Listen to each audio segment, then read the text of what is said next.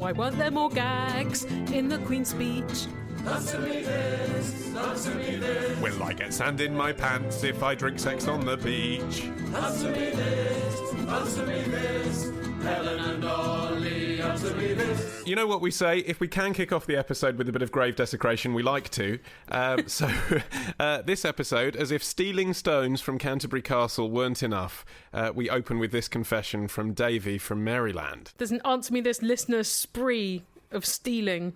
He says, when I was in Paris a couple of years ago and visited the Père Lachaise cemetery, I stole a piece of a shattered headstone from one of the graves. Was it shattered, or was it shattered after you had a go on it, Davey? He says, I figured no one was going to repair that particular headstone. How well, that's do you fine know? then, isn't it? Did it have like some writing on it going, no one care?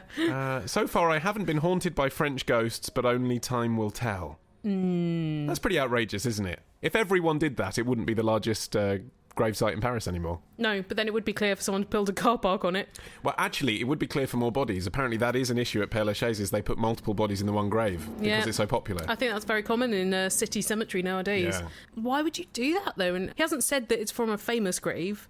No, well, he's being, I think, deliberately elusive about that. It probably is from Oscar Wilde's or Jim Morrison's, isn't it? Because why would you just nick someone you've never heard of's grave? Well, it's a souvenir of having gone to Père Lachaise. But, you know, they had to take away singer Nick Drake's headstone because so many people were stealing bits of it. So now his family have no headstone. This is what people like you are doing! But if the problem was that people were taking it, so surely the solution isn't to take it away. I mean, they would have naturally gone away anyway. Well, by you've people ruined it for taking everyone now. Hello, this is Eve and Alice in Falmouth. My friend Alice, she drank 5 energy drinks and how many? 5 Pro Pluses on Monday, and it's Tuesday now, and she just wants to know, is she going to die or like have a heart attack or something? I think she'll be fine, but she's very concerned. It's been over 24 hours, she wants me to tell you. I'd thought if she made it through the first 24 hours, that's probably the real danger zone, right? Yes, I agree. I mean, of course, we don't know Alice's physique, so we don't know how large she is, and that is part of it, because there's a different ratio of how much caffeine you can handle depending on how much blood you have. 100 milligrams of caffeine per litre of blood is the threshold at which you could have a fatal problem. Jeepers. In unlikely scenarios, you know, that's stretching. Fatal problem? Well, you could die, is what I'm trying to say. Yeah, you could be lethal. Fatal is a problem. Fatal is a big problem, yeah. But how many milligrams of caffeine are there in, say, a cup of coffee or tea? Right, good question. Thank you. The average cup of coffee has 100 milligrams of caffeine in it. Right. So you could die with 5 cups of coffee? Yes, you could die with 5 cups of coffee, but that's 5 cups of coffee taken in quick succession, and that's rare.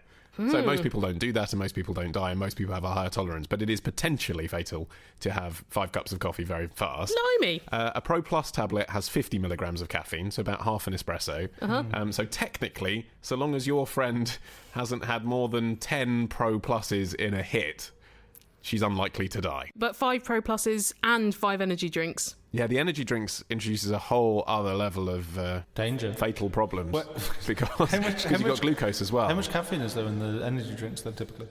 Well, that depends which one you get, doesn't it? Some of them have got taurine, haven't they, or guarana, or speed, not just caffeine. I find it bizarre that this is a trend that has lasted. Because as long ago as when we were sixth formers, there was the beginning of Red Bull coming to this country and marketing energy drinks. There always were energy drinks before, but they were for sports people in tracksuit bottoms. They were very earnest and glucosey. Yeah. But the idea of it being a fashion accessory and one that you sort of, like the suggestion always seemed to be you take with drugs or instead of drugs when you go clubbing, that's something that happened when we were about 18, right? Or with vodka in it. Yeah. And that's still with us. You think about other trends from the 90s, they've definitely ended now. No, a lot of them are coming back now. Yeah, well, sure, that's they come the back. upsetting thing. Even those little chokers that look like tattoos, they're coming back.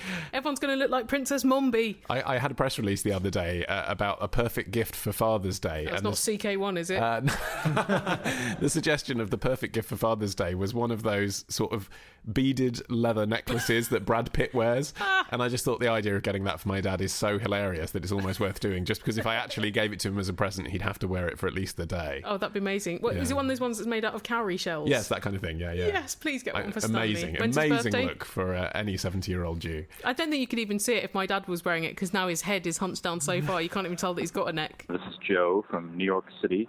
I just paused the podcast because I was in the park and I was walking past a reporter a radio reporter starting to do an interview, and just as I paused the podcast, she asked her interview subject to state her name and what she had for breakfast. This is exactly how I was taught to check the levels of an interview when I was trained to do radio in a different part of the country.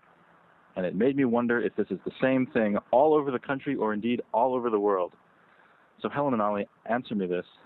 What do radio reporters in Britain say to check the levels at the beginning of a recording?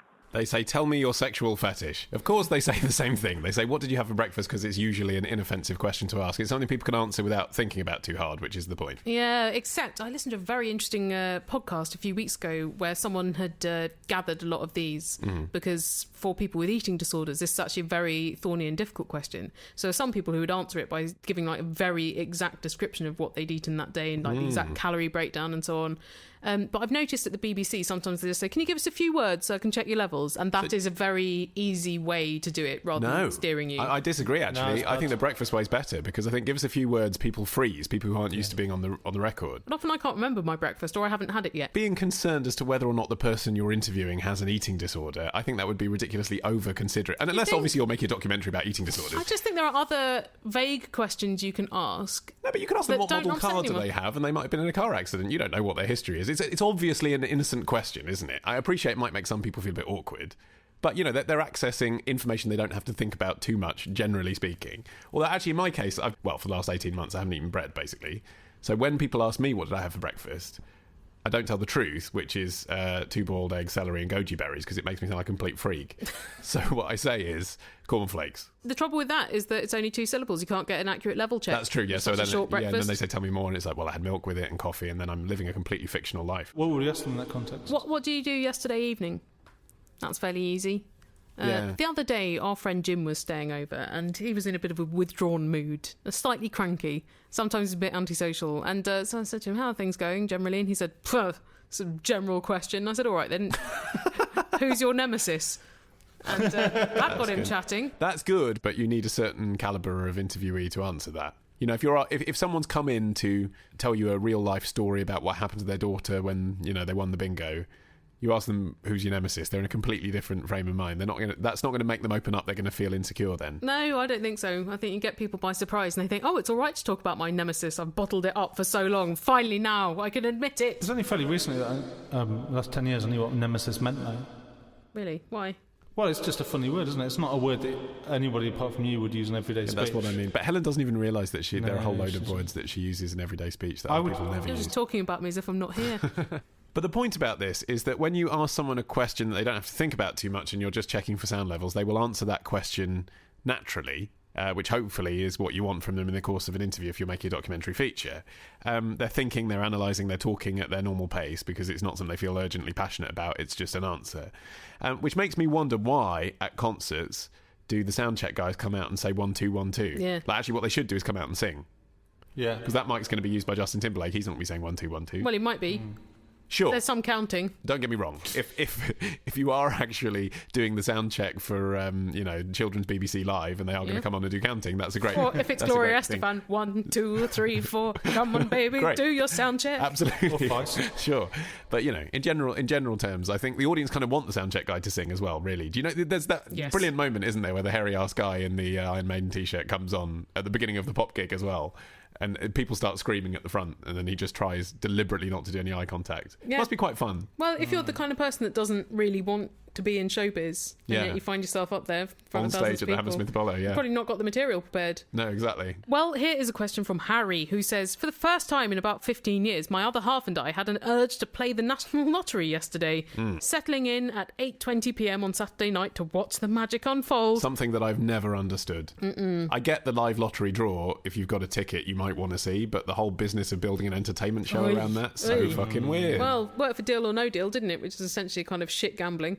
Yes, but you're at least long. Yeah, but you're seeing the people who have a stake in it then. You're not watching a machine and just knowing that someone out there in the 11 million people watching might have won.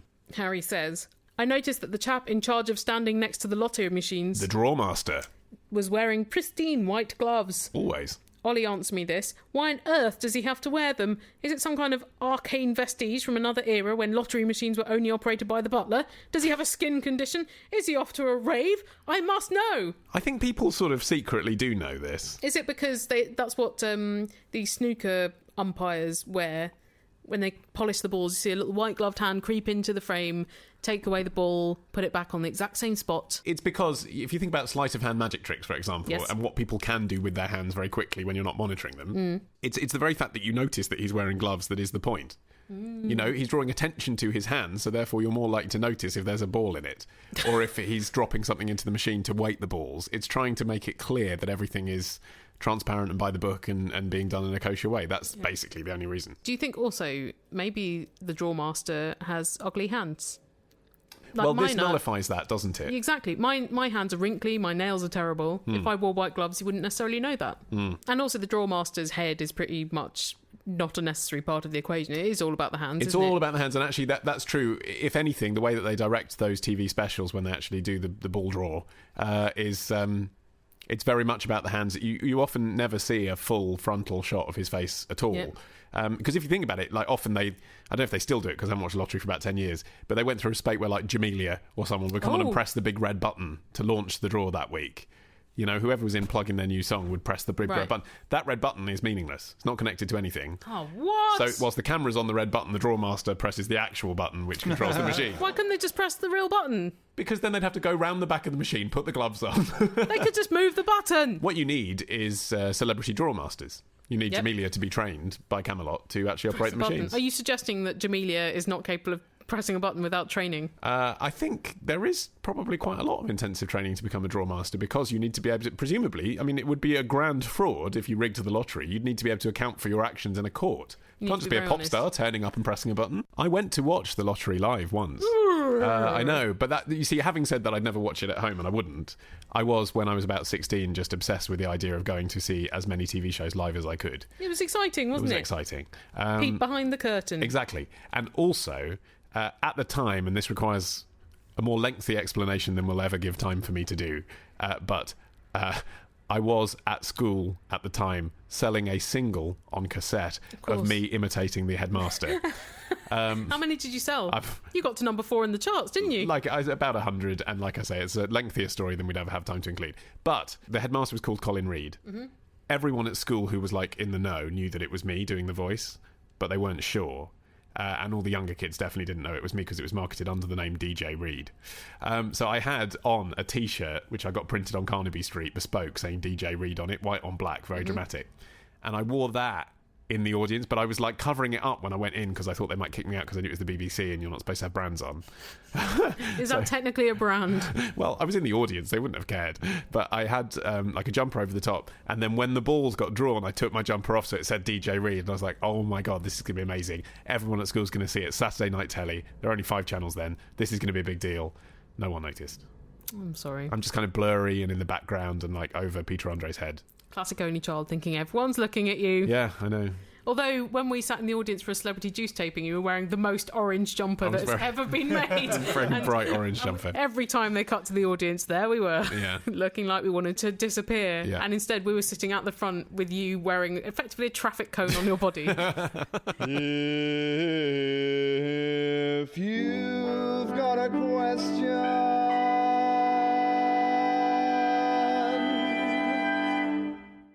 then email your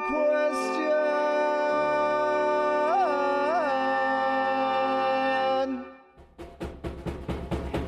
to want to be this podcast at googlemail.com. Want to be this podcast at googlemail.com. Want to be this podcast at googlemail.com. Want to be this podcast at googlemail.com.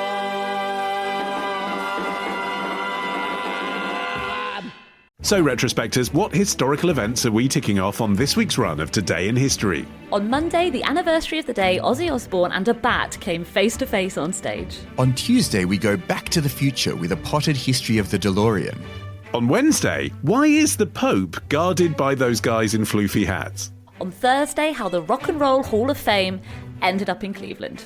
And on Friday, was Henry VIII really an asshole, or was it just the result of a jousting accident? We discuss this and more on Today in History with the Retrospectors. 10 minutes each weekday, wherever you get your podcasts. Here's a question from C, who says, a few months ago, while on holiday with my boyfriend, I was woken up in the middle of the night to the sound of an alarm from my boyfriend's dad's iPad that we'd borrowed. Okay. My boyfriend didn't wake from this, so I had to get up and turn it off. And in my tired state, I instinctively swiped across the screen to silence the noise. I wouldn't say that's really instinctive.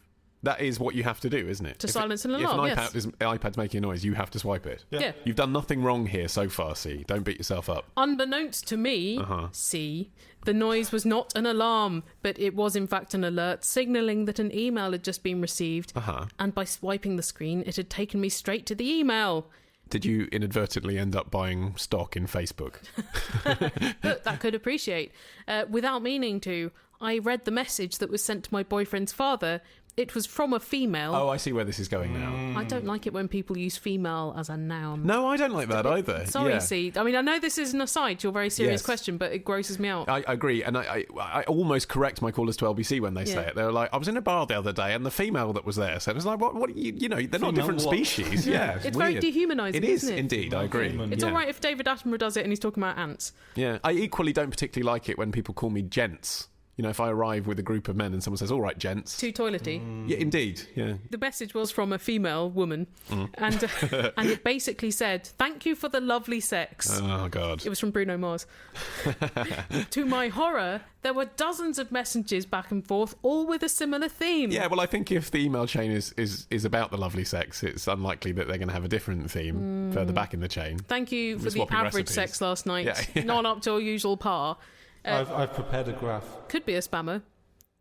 I've had a lot of thanks for the lovely sex from busty Russian women that I've never met. Okay, well, let's hold on to that hope as we continue to read this email of woe. C says, I did not read them, but I could not help seeing what nature they were as they all appeared on screen before I realised exactly what I was looking at. I can imagine this being in the middle of the night. This is a really surreal experience, isn't it? You've just been woken up and then you see this quite shocking detail. Well, that's what C says. I immediately switched the iPad off and went straight back to sleep with the hopes of forgetting all about this. When I woke in the morning, I wasn't sure if I dreamt what I saw, and I tried to forget about it, but I couldn't get it out of my mind until I was certain that I'd seen what I thought I'd seen. Right. I looked at the emails again. So you shouldn't have done that. Although I still didn't read them, I promise. And they were all there, confirming this wasn't some awful dream. See, I understand why you felt that way, but you shouldn't have turned the iPad back on and looked. It's not your iPad. You weren't supposed to see that. You've now become complicit, I would say, by actively choosing to read them rather than reading them by accident. If only you turned off notifications! God, none of this would ever have happened! Indeed. If I lent my iPad to anyone, it would wake them up and then like constantly to tell them that Lindsay Mastis is doing a Periscope. I don't know who Lindsay Mastis is, but apparently I follow her on Twitter and she's always on fucking Periscope. What's a Periscope? It's a new thing that the children like, Martin. We'll do it another day, Martin. I'll tell you what, we'll do it in 2 years' time. We'll go, oh, remember Periscope? That was shit, wasn't it? We'll do it then. It's like Vine, but live. Oh, right, okay. It's like FaceTime, but for the world. Sounds awful. It's like YouTube, but for twats. It's like tiny little nuggets of exhibitionism, Martin. Not like this. No. I never said anything to my boyfriend or anyone else for that matter, says C, as I know if I did it would cause a lot of pain to him and his family, but now I'm not so sure if I've done the right thing. If my boyfriend was cheating on me, I would want to know, despite the pain it would cause, and I feel that his mother has the right to know. Possibly. However, I really get along with both his dad and his mum, and my boyfriend is extremely close to his dad, so I know this would destroy him and her if they ever found out. You don't know that. You think you know that. Despite this, I feel guilty, especially every time I see her.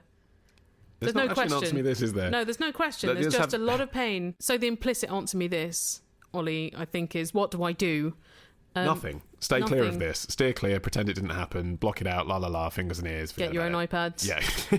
Get an alarm clock. Get a travel alarm clock from Boots. They're £4. Is it possible that your boyfriend's mum does a kind of role-playing exercise where she's got a fake email account so they can send each other saucy messages? Well, that's probably a stretch, although that is possible. But what you don't know is that it would destroy her if she found out. What you don't know is that she doesn't know already. Or they might have an open relationship. That's unlikely. It's possible. I know, but you always fall back on that, and let's be honest, how many people actually have open relationships? Just in case. I think the truth is they probably don't have an open relationship, and probably your instinct is right that the mother doesn't know, but you don't know that, and it's not your role to do anything about it. I think if he, your father-in-law, had told you, well, boyfriend's dad, what do you call that? Prospective father-in-law. Father outlaw. Okay, father outlaw. If your father outlaw had told you he was having an affair, then he's put onto you, by being a prick, a dilemma. He's put onto you, do I tell my boyfriend, and do I therefore end up revealing it to his wife? But he hasn't told you. This was clearly an accident. Yeah, but the problem is you're forcing somebody to lie.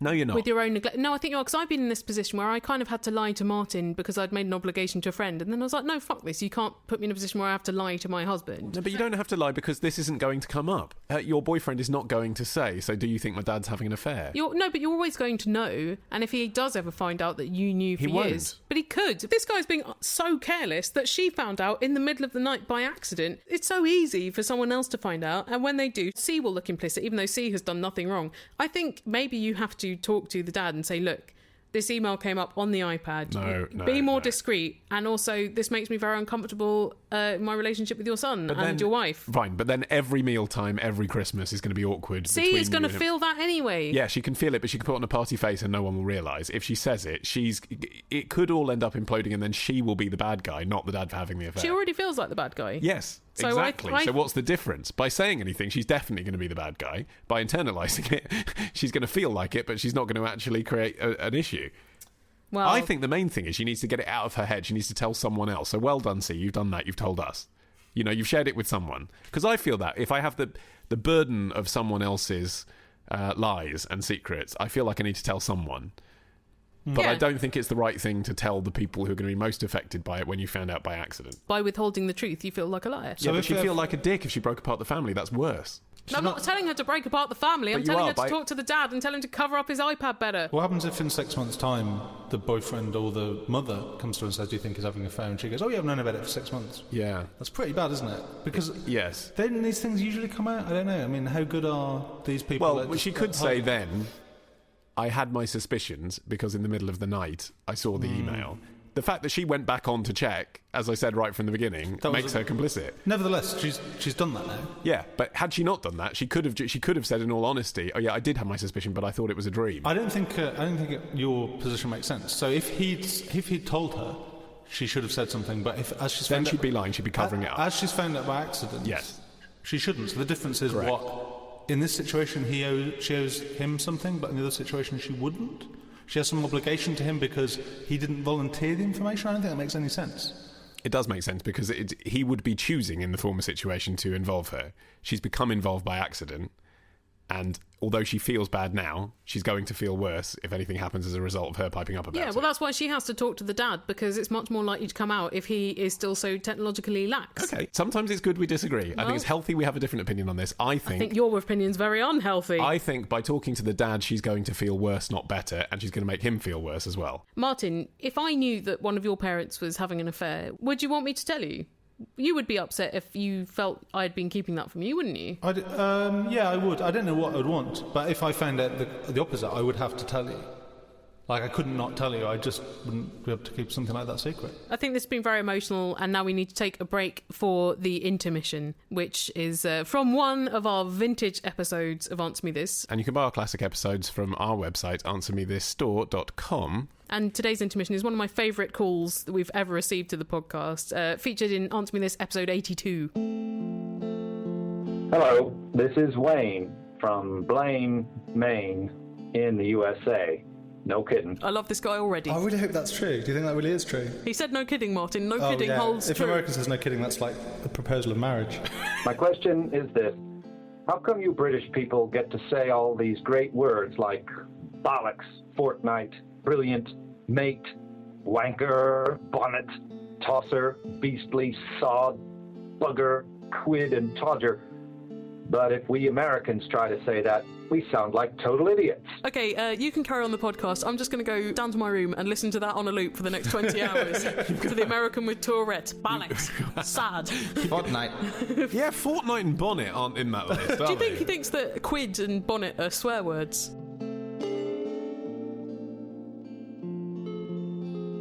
Elizabeth has a question of beards.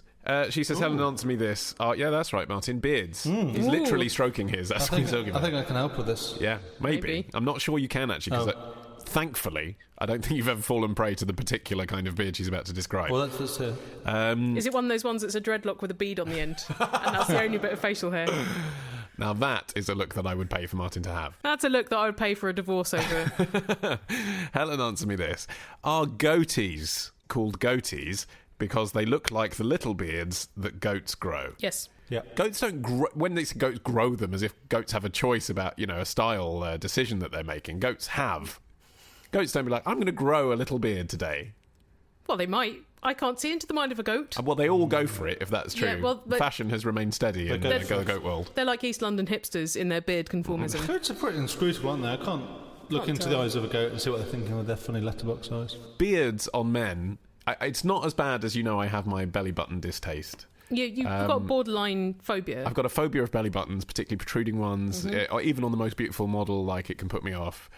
Beards is one of those things I think there are so many scabby ones. Martin, yours is perfectly pleasant, actually. Well, because it's got good coverage. I think if it was sort of patchy in bits, then you're all too conscious of the follicles. Yeah, I think that's it. The goatee in particular, to me, a shaved, it's because it's sort of manicured, yes. Yes. It is like a shaved pubis on your chin.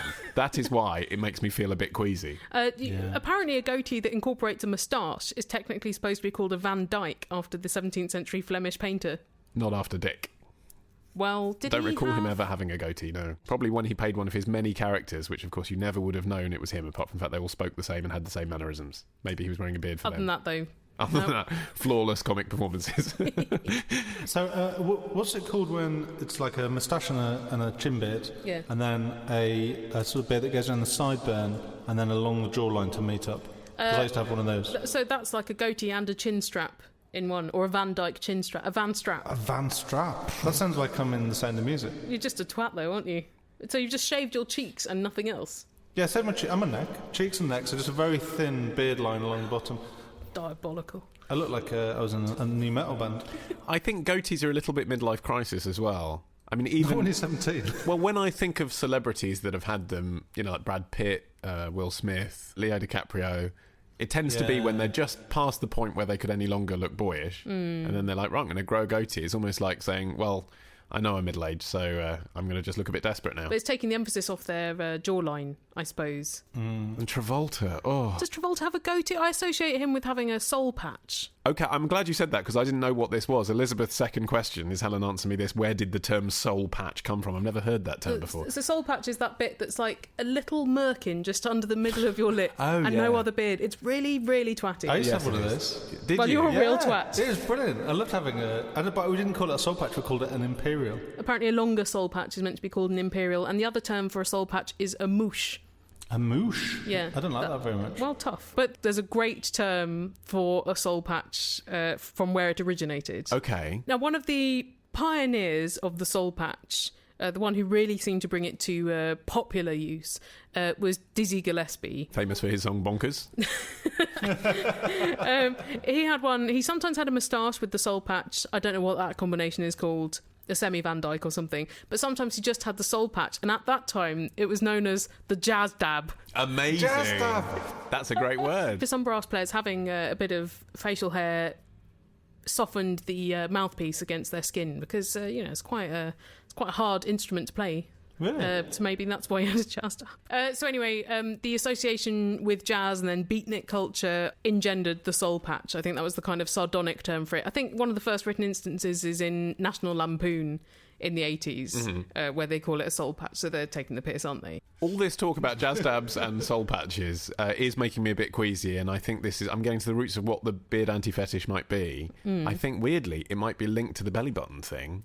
I think it actually is, because if you think about belly buttons, male belly buttons, you often have that trail of hair, don't you? Down happy to the trail. pubis, yeah. And I think the soul patch reminds me a little bit of that.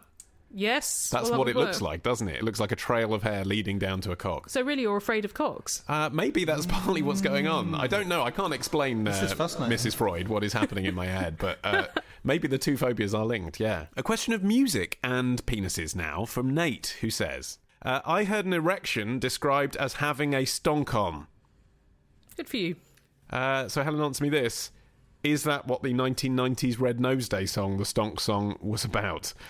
You remember this is Hale and Pace's charity song from the 90s. I do remember this. Put Good the song. red nose on your conch and let's stonk. It's quite good. I watched the video today, actually. But Nate says, if that is the case, WTF. Surely people shouldn't use an erection to raise anything other than the flag of romance, really, let alone money for sick children. I don't think it was about erections. I disagree. Do you? Do you know, I'd forgotten because obviously I was like 8 when it came out, so of course this didn't occur to me. And I think that's crucial here. You know, if there's a double meaning, children weren't aware of it, really. No, there's a lot of self-censorship. Like in Greece, you don't realise how filthy Greece is when you watch it when you're 9. Precisely. But the second line of the Stonk, lyrically, is it's funky and it's spunky and it's impolite. You can do it by day, but it's better at night. Now, they are referring to the dance, of course, rather than having a boner, but then they do the dance, and the first move of the dance is thrusting your genitals forward in a hip thrust. So I think it's pretty clear to adults watching what they're saying.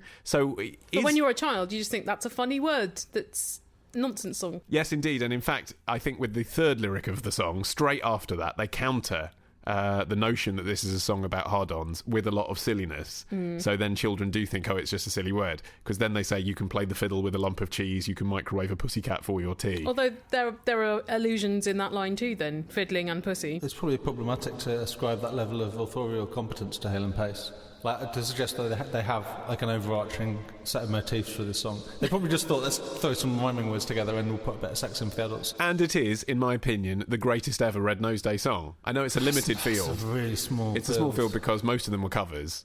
And like the ones that should have been good, like French and Saunders with Bananarama, they covered Help, so it's like... That's a good song, though. It's fine. Didn't the Spice Girls do a Red Nose Day song? Yeah, and so did Westlife, and so did Boyzone. But they're all... basically, from the glory days of the Stonk song, the technique for a Red Nose Day song was take a song from 20 years ago that the mums and dads like, take an artist that the kids like, film it in a way that is appealing to their older brother who's massaging himself whilst he's watching. Yeah, you're talking directly about the Saturdays doing I Just Can't Get Enough at this point, aren't you? Yeah. And so you've got something for everybody right there, and then put Rowan Atkinson in the video. That's basically the technique for every Red Nose Day song ever. I'm pretty sure the word stonk, and specifically stonker, was around before that video. I'm sure I remember it being used in the playground. Well, let's ask Little Miss Etymology here. Ms, please.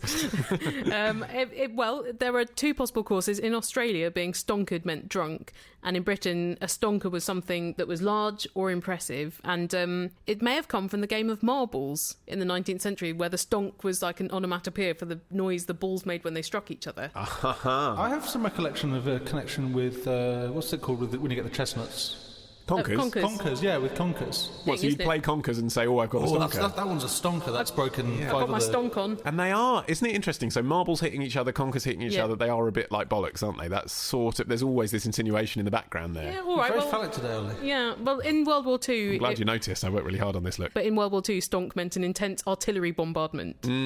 So are you going to say that is like a big ejaculation of weaponry? Yes, that's spunking on the ground. I think what Nate says, though, you know, his point, looking back on this from the perspective of 2015, family entertainment especially, now we know what was really going on in the corridors of the BBC.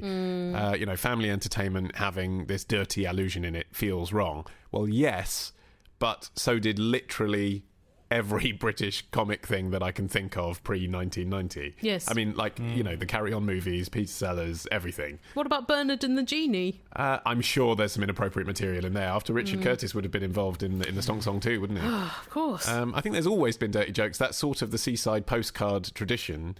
And I'm tempted to say there's nothing wrong with it apart from what we've learned since. But I don't think it sexualises kids.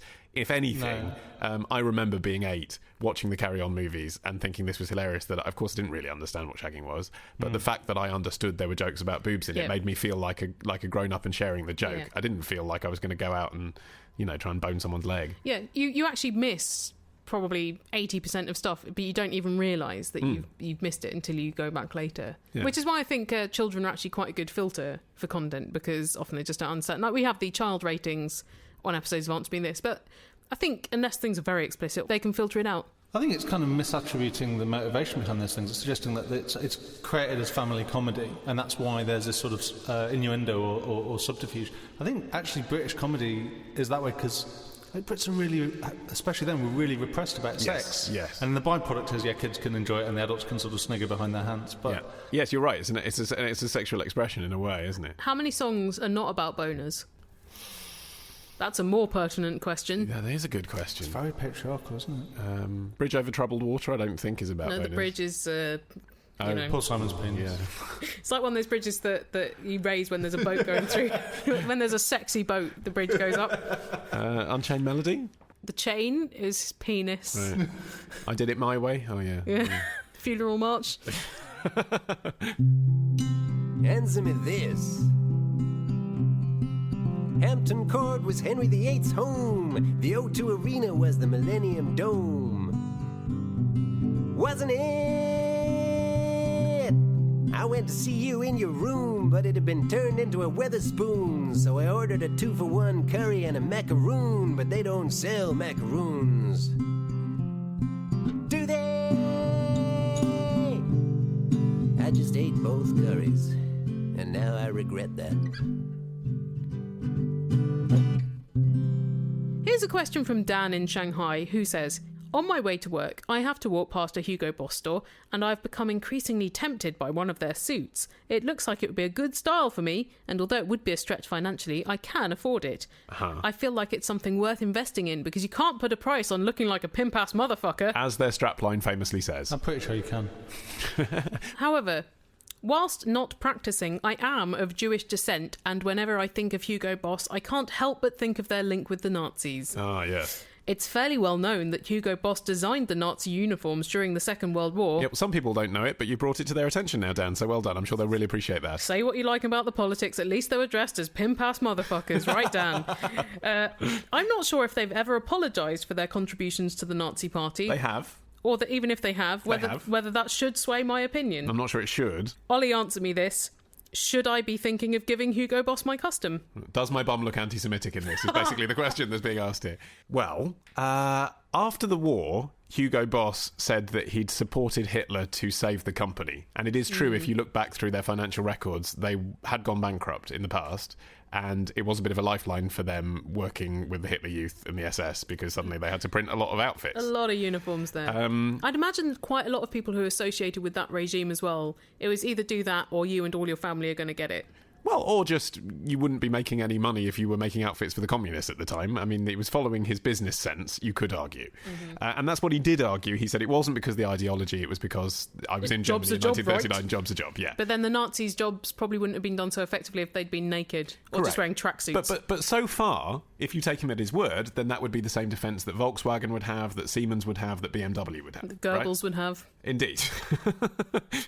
But...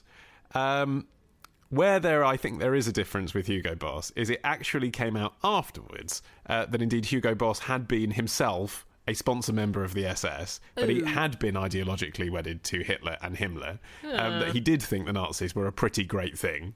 And as well as designing the uniforms and making them, Hugo Boss as a company used prisoners of war, a couple of hundred women from Poland, as forced labourers to make the clothes. Oh, geez. And as tests for the perfumes as well, probably. I don't know. But in any case, not the most illustrious history looking back on it. No, but although a lot of companies, when you go back into their history, there is some bad shit in most big companies, isn't there? Yeah, and actually... Not that that's an excuse, but that is right, isn't it? And it's emerging. We talked before about Coke making Fanta for the Germans during the war. Even some of the big American companies were helping the Nazis in a sense. IBM helped manufacture what we would now call a computer system, which assisted the Holocaust. Ooh. So, other companies were involved. Coco Chanel herself had an affair with a Nazi officer. She? But again... she'd sold her company to a Jewish family. Hugo Boss died still owning the company, still being the Hugo Boss, and they chose not to change the name. They kept that affiliation with him, and they only sold it in 1993, or the majority of it, to an Italian company. Whenabouts did he die? He died almost straight after the war, about 1947, something like that. Okay, so he didn't have that much time to really apologise properly. No, he didn't. So this is the issue. So when did they apologise? When did they distance themselves from it?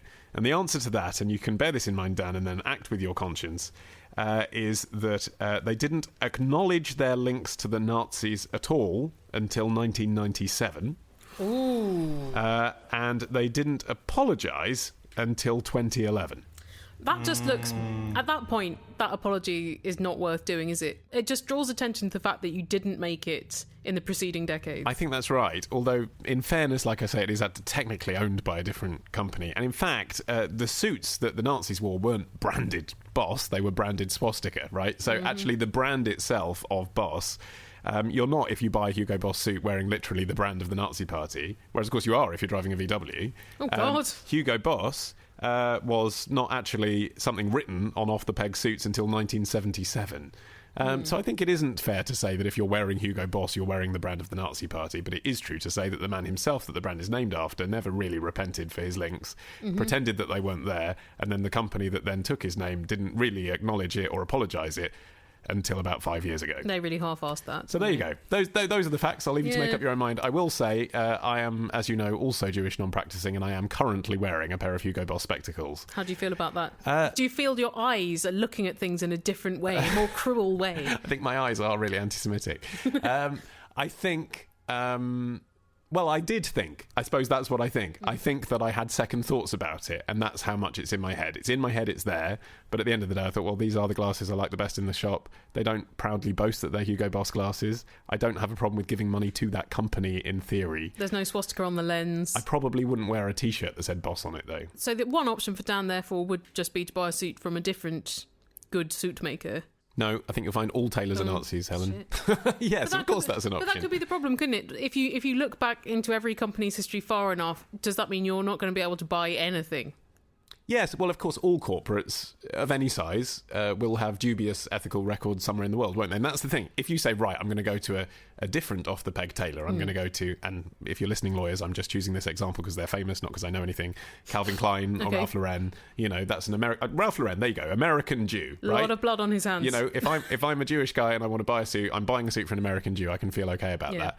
But their clothes aren't all made in the States, are they? They're made in factories around the world where you don't know what the current position of the workers working for them actually is. I feel like that's a lot more pertinent. I mean, there's sort of symbolic value to endorsing a company that has had has supported Nazism, but if you want to make an ethical investment in something, then make it in one where it's not made by children in sweatshops. It's pretty easy, isn't it? Yeah. Although Dan does live in Shanghai, so let's assume that slave labour in the environment isn't really a primary concern for him. But then it's buying local, isn't it? That is true. Yes, although it's probably been flown around the world to get back to the shop next to where it was made. But yes, good point. They fly over to Europe to get the price tags put on and then back. Well, on that happy note, it's the end of this episode of Answer Me This. It certainly is. But please do supply your questions for subsequent episodes of Answer Me This using the contact details on our website.